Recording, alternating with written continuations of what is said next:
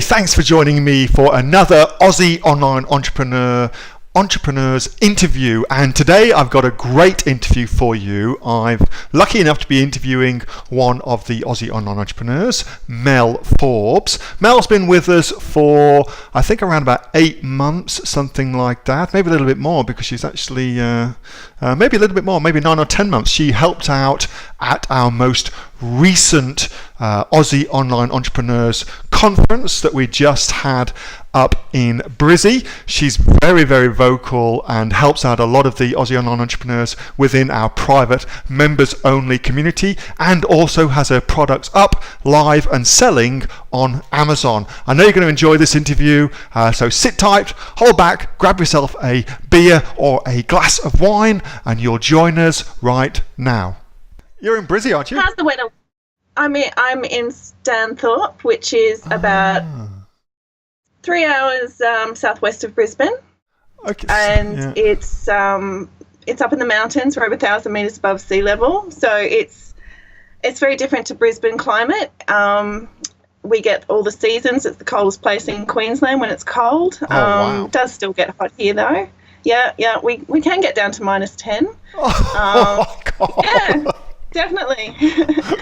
And we grow, it's big produce area, so lots of grapes and lots of stone fruit, lots of tomatoes, lots of everything. Actually, strawberries are taking off here. Everyone seems to be wanting to grow strawberries, which will result in a glut of strawberries. But anyway. It always happens like that. So lots of granite. It's very pretty here. Lots of giant granite boulders. It's a very interesting location in terms of, like, Brisbane has got its own specific climate, and mangroves and the river and Moreton Bay and that sort of area. And it's humid and steamy and quite tropical. Then you've kind of got the triangle down to Byron Bay and verdant, lush tropical rainforest down that way, and chocolate soil. And then up here we've got the loamy granite soil that doesn't look like much, but seems to be able to grow most things, and lots of grapes. How long have you been there for? 17 years. Wow. Which I grew up in. I'm from inner city Brisbane, and so literally from the valley to the mountains. So the valley's inner city Brisbane, and I do much prefer the climate here. It wasn't really part of the plan to be here and stay here, but it's pretty good. I've got a lovely house, and it's 2 children, and cruising. I've got to say, I've seen your daughter, yes, who looks to be just about kind of approaching 12. her teens. 12, yes, and she's just about to, I'm taking her to Brisbane tomorrow, her and my 8-year-old boy Jackson. She's running in the state titles on Friday for sprinting, so nice. That's nice. It's very active. That came out of the blue last year. She made state titles, and just no kind of indication that she was going to do really well in it, and then all of a sudden, here we are, doing 2 trips a week to Toowoomba for training, and which is a good nearly 2 hours each way. Lots of driving, and anyway, that was great. So there's a sporty background with me and my family. That's good. We like a bit sporty. Absolutely. Yeah, I like it sporty. Yeah. It's good. It's good for you. And is that kind of? Are you working as well? Are you working like in a kind of regular job as well? Neil, I have one PAYG job part time on a local tourist events magazine. I also work for 2 other wineries weekends, which is through my business. I've got a business. I've got an arts-based business that I've had for nearly 20 years. And so I do a lot of various work through my business, from I started the farmers market up here a couple of years ago. That's awesome. And kind of got my cut my teeth on economics 101, buying and selling and dealing with suppliers, and I really enjoyed it, because my background is Like I did a visual arts degree down in northern New South Wales after I finished school, and did sculpture and ran a business in the Valley in Brisbane for about 6 years, and I've done lots of different things on that level, but it's never quite been enough to. Oh, well, I'll put it this way: I've learnt to live very humbly. Yeah, sure. Well, that's a nice way of putting it. So from what you've said, then you're like the Amazon of your local area, because you've set this farmers market up. So you become like the Amazon of your local area for the farmers. Is that right? Yeah. Well, I set up the framework. I did get asked to start it and set it up. So I, not bad at pulling an event together and just making sure things happen. And just in terms of coordinating things and realizing the process of it, I suppose after a while I just realized that it's something that we weren't really taught at school. That economics 101. Myself and people that I still keep in contact with from school, it's kind of like we're all just told to go and get a profession or that sort of thing, the basics of making money or to live in this society, making money, like buying and selling it wasn't really a very big focus. Maybe I should have taken different subjects, but I don't know. Hey, it seems to have, I've often thought that the key to a happy life is just doing the things that you love doing, and it sounds like you're living that. So whether or not that's generating billions of dollars for you is totally another thing. But I know lots and lots of very unhappy millionaires that I do. Yeah, it's interesting the happiness quotient. I suppose at this point in time, I would really appreciate things to be a little more streamlined, because, my day between getting kids to school and their various activities after school and keeping a house going and knowing what like a number of employers want or need, and that throughout the week. That's why I was looking for something else, and came across your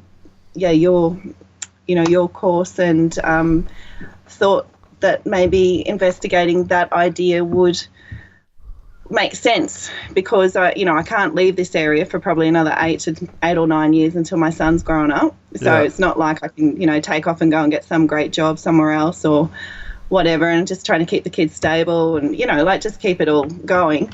And I've actually I suppose that's probably what I'm trying to. So it sounds like then that the whole idea, well, certainly one of the major benefits for you of running an Amazon business is the fact that you get to run it from the middle of nowhere, basically. From the back end. Pretty much. From the back end of Brisbane. Yes. Yeah. Absolutely. And that's.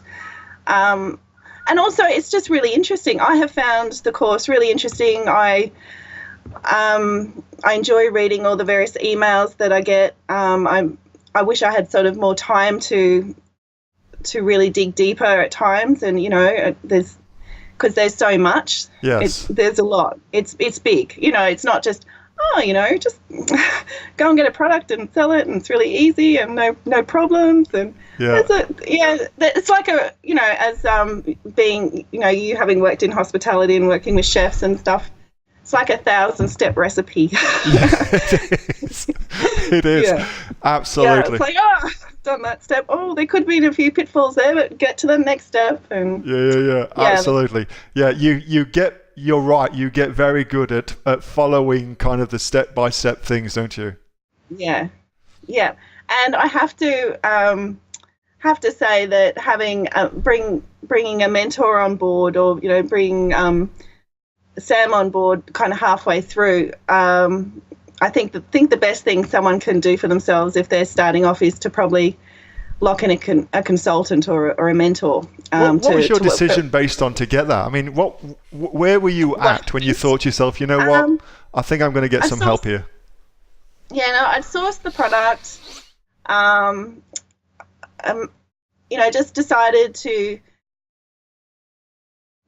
work with to have this product to learn the ropes, just purely, saw it as a learning process, not expecting to, do huge things, but just realising that this is going to be an involved process. And I got the stuff up was the shipping from, China to the States, and not being across all that stuff completely. I think my brain was probably quite weary by that point. I thought, Sure. oh, good, and I just really needed someone there that I could ask questions, and not immediately, but was kind of easily accessed, and who could give me a really straight answer. No, do this. Yes. Don't do that. Do this.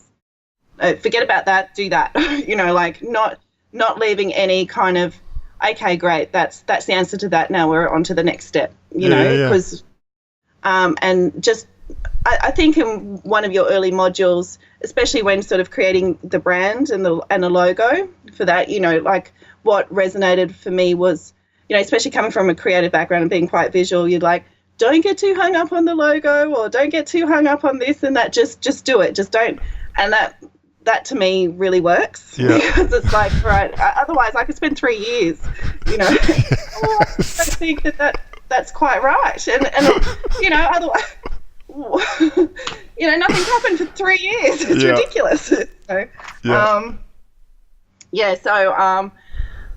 Having Sam to work with has been fantastic. So I think, and I didn't really I think it would have been really valuable to start off with him right from the word go, and just to sign that up. Maybe for people who are I don't know, maybe a little more have much more of a professional background in sales, or maybe they've got a partner and they've got someone to talk to and work it out with and nut it out. Whereas for me, it's kind of like, oh, I don't quite know who to, I just need an answer. I need someone who's going to tell me exactly what to do at this point. Yeah, I think that's very well said, actually. And I know that even myself included, like it's all very well and good trying to figure these things out by yourself. Yep. But I think if you can just get somebody to just say, look, just do that, like it's a much better thing. Like it really just kind of fast tracks your ability to get your products online. Yeah, absolutely. And it's also reassuring, because I made a mistake. It's cost me money. Can I ask what it is? Pardon? Yeah. Can I ask what the mistake is? The mistake was shipping via sea rather than just getting it to FBA inspection and via air freight. Yeah. Yeah, no, that was massive. Like I just got screwed pretty much by the on the actual cost of shipping, or on the fact that you didn't have your products selling in your store. No, I think I ended up paying an extra. Well, because then you've got to have the shipping agent, is it, in the States? Like I ended up having to get a logistics freight forwarder person, and and I think that was like an extra $800 on top of what it really should have been. And not being a professional company, trying to get people to return a call or an email. I did contact a lot of people, and no one seemed to want my business. Yeah. And and there was this time last year, and I'm down at the state titles at QE2, with my daughter, getting these frantic emails on my phone from the manufacturer in China, because I think she realised that I didn't quite get that I had to have all this other importing documentation through for customs, and she's like, no, this is really serious. If these aren't done like ASAP or within this time frame, it was a lot of paperwork, a lot of running around, very, very stressful. My brain died. Yeah, it's pretty out there. And so what would you, like going through that process again, what would you do differently this time? Well, I've actually just reordered, and it's just straight into FBA inspection via air freight. And with Chinese public holidays, there seems to have been a delay with actually getting the stuff to leave China. I'm loving the public holidays. Someone said to me also, yeah, India seems to be on holidays a lot too. Most of the time. Yeah, all the time. There's always a religious festival. There's always. All right, so what is the product category that you're selling in? Don't tell me your product, obviously, but what's your products? What's your product category that you're selling in? I suppose it would start off as homewares and bathroom. Homewares and bathroom? Yeah. And what was your decision around starting with that? What kind of made you think, oh, that's what I'm going to get into? Well, I did have a product discovery session with Ian, and we did go through three items, and I kind of settled on the bath mats. Oh, there you go, bath mats, because it was soft. There was nothing that could break. It was light, and with more experience and down the line, I kind of realised there's lots of light, soft products that that are easily transportable. But I suppose it ticked those boxes. One colour, the best quality I could get from the manufacturer. So very much like just a blank product. And I suppose I could see the potential to design or become involved in, with a brand, with creating a brand around, around the bathroom and homewares, because it appealed to my creative side. So I was going to say, does that kind of appeal to your aesthetic? I know my wife is extremely visual. She's an artist, and so very, very interested in how things look in the aesthetic of a place. And so I'd imagine that plays well to your strengths. Yes, it did. And what's happened since is I've since designed some shower curtains, and and I recently exhibited them in a gallery. And get out of here. And I'm just negotiating with the manufacturer to have them sent here, and I'm with plans to put them on Australian Amazon. That's awesome. Yeah, and I've also had another online store owner just come and buy or whatever I've got, and I'd also did tablecloths or things that could be hung on walls. Now, it is just one design, but, bearing in mind that, whatever, I just have to be really careful with finances. It's not like I can go and get, I'd love to be able to design a whole line and, sure. And cushion covers. That's right. I've also got the option of cushion covers to put designs on those. And, so maybe this time next year, things will be a little more, I don't know, there'll be more products, more range. And then part of me just thinks, I should really follow Sam doing a full-scale product discovery session a la Sam for Wild style, and just be very methodical about it. You know what? I actually love the way you've gone with that. I think that it's very easy to get caught up in that idea of just find a product, private label it, and then sell it on Amazon. And that's great. And that does work. And I think that there's also a massive potential on Amazon to have creative products, to have products that are very creative. You don't have to look at some of the amazing products that are out there that aren't that kind of traditional private label route. They've actually designed something. Like I was just looking at yoga mats the other day, which is a very, very base sort of thing, but somebody had taken the yoga mats and then done their own paintings on them, these lovely mandalas on them. And that's, I thought, was something really cool, something very, very different, and it appeals to a particular person.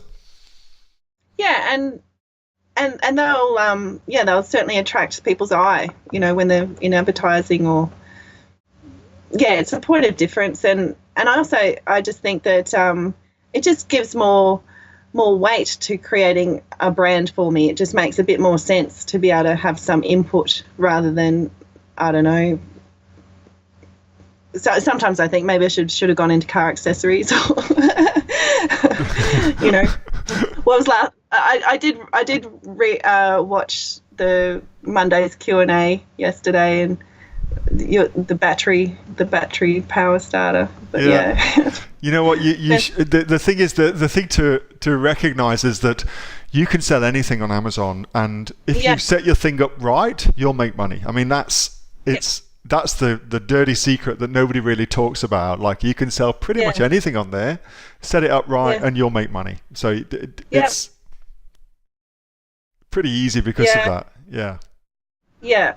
So I suppose at the moment it's all about, you know, getting some money back and then reinvesting and just building it slowly, and that's where I'm at, and trying to sort of, well, not trying to, but actually doing each stage, revisiting all those stages I did last year, much more confidently, and not feeling so all at sea or something, you know, and desperately going through all your modules over and over and over again, going, oh yeah, that's that bit, and oh, did I miss that? I should have written that down. Oh.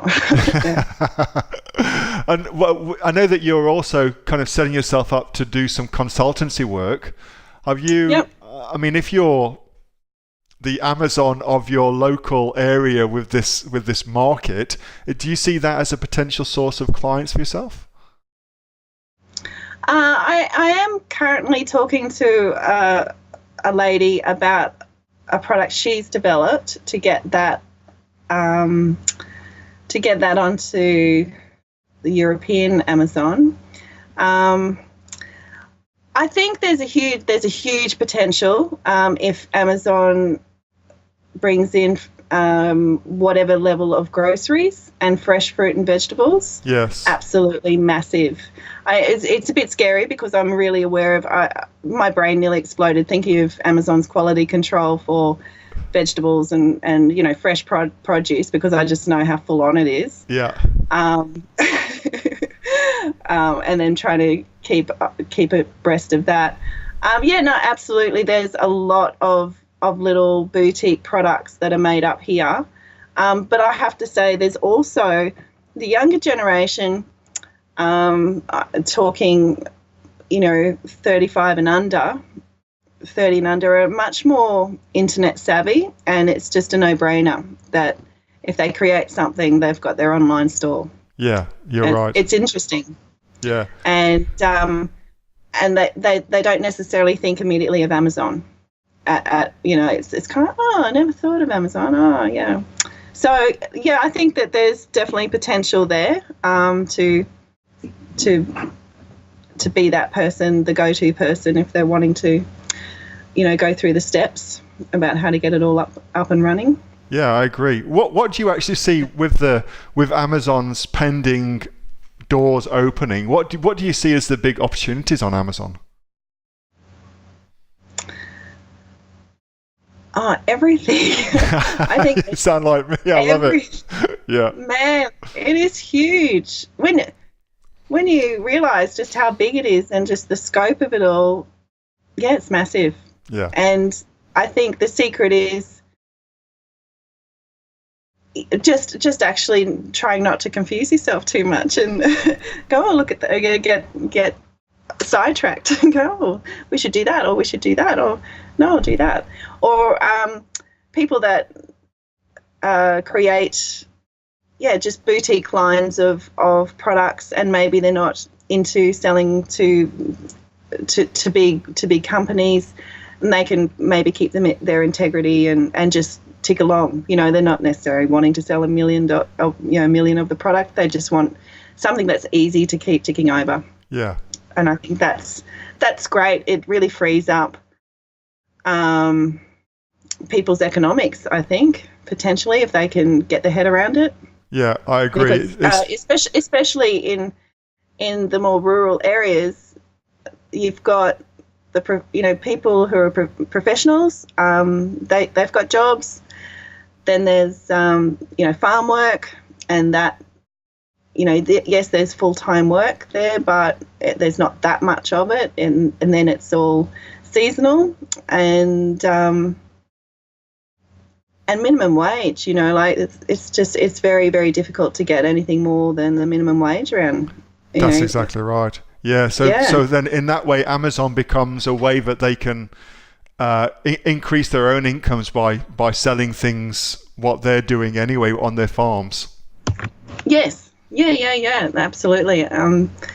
There's and it also opens up their markets. They can access so many more people, because a lot of you do realise that with farmers, they are at the mercy of agents and a whole lot of structures that when normal people people not in the agricultural industry aren't privy to. So yes, there's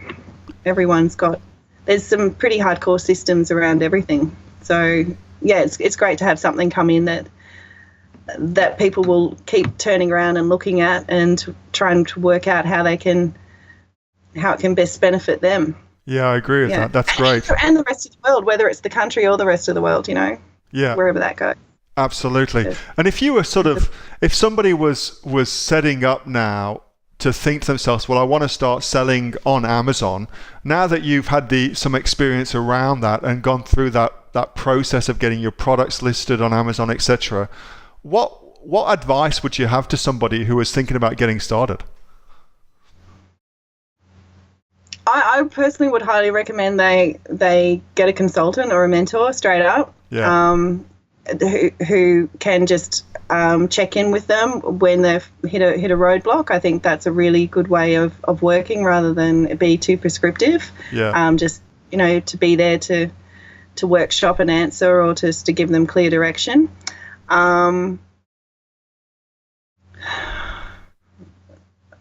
Yeah, and I suppose just don't expect it to be. Nothing's easy. No. Nothing's easy. Nothing worthwhile anyway. Simple. Well, no, that's right. It all takes time. It takes focus. It takes. You've just got to be constant. It's not necessarily rocket science, but it's just taking one step after the other and trying to do each step as best as you can. And there is a few. There's a few, pitfalls along the way that you probably that can be expensive. That maybe just having someone there just to talk you through it, or just to give you the answer before making an expensive mistake could make all the difference. So, absolutely, I couldn't agree more. Yeah. So that would be. Yeah, that would probably be my advice to someone starting out. That's great advice. It's always much more fun to work with other people anyway, isn't it? I think so too. You love it. I think so too. Yeah. I think so too. I think it's much more fun. I That's why you created what you've created with the Facebook page, Guilty as charged, absolutely. Yeah. I prefer it, and I usually have business partners as well, because it's just easier for me. Can be pretty lonely behind a computer screen, so it's easier for me to do it that way. I enjoy it. That's what I was just about to say. Yeah. On the level of working behind a computer all the time, it is quite a solitary thing. That's right. And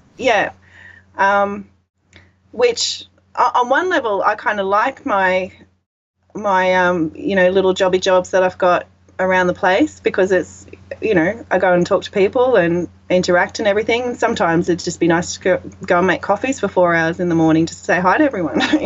Yeah. And that's it's interesting, the breakdown how you can spend your day, but it's a great discipline to be able to sit behind a computer, and it's not something that I've had to do.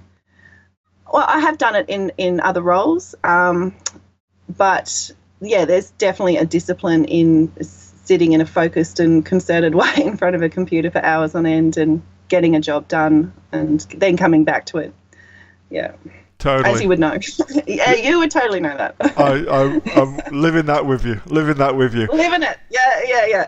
Mel, is there anything that I haven't asked you about that you'd kind of want to talk about as far as Amazon goes and setting up on Amazon?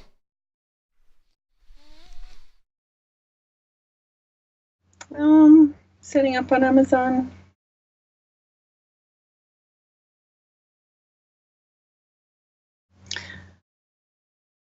No, I just get really excited. Just seeing. So I suppose I'm cutting back to the Facebook group. Just seeing how everyone's taking steps, and I'm not necessarily the most vocal person on the Facebook page, but it's just great seeing how people are taking steps and working through things. And the Q&As on Monday night are fantastic. It's a lot of information. I think you've really got to give yourself a good 12 to 18 months to really absorb everything, and it's like starting a new job. It really it's a completely different area. I think if you've maybe got a sales and marketing full on background, quite a professional background in that way, then it would probably be a lot easier, because you'd have your understanding of all the spreadsheets and how you've got to break things down, how you've got to look at things. But if you're coming into it from not that background, I think you need to give yourself a good 12 to 18 months to really get your head around it, especially if it's not just a part-time, but you're fitting it in around a lot of other things, then your brain's a bit full. So yeah, so what you're saying is be kind to yourself. Don't torture yourself if it doesn't happen immediately. It doesn't happen immediately, and it doesn't happen immediately, and it just takes time, just time, and it's I suppose it'd be, sometimes I sort of think it must be a lot easier if you've got more budget. Of course, it would be, I suppose, easier, because then you can probably outsource to certain bits and pieces to other people to do really well, rather than trying to understand absolutely everything and trying to do everything to a particular level. But that's my humble take on life and I love Amazon. it. That's great. Well, look, I want to say a huge thank you for joining me today and for letting me interview you. That has been fantastic, Mel, and I really do appreciate you taking the time to do that. And also as well for your utterly honest answers, because I think that lots and lots of people, not only in the Aussie Online Entrepreneurs, but also other people who'd be watching this video, would be at the very beginnings of their journey, very uncertain about the next steps and things like that. Yeah. And so I think it's fantastic to hear lots of different sides of it. So it's been great to get your honest opinion about things and to see the best way of doing that and what's really worked for you as well. So thank you for that. That's been fantastic, Mel. And huge thank you for being an Aussie Online Entrepreneur and for being a huge contributor and for being a big part of what we do in the Aussie Online Entrepreneurs. And thanks for joining me today. It's fantastic. Thank you so much, Neil. It's always a pleasure to talk to you. Thanks, honey.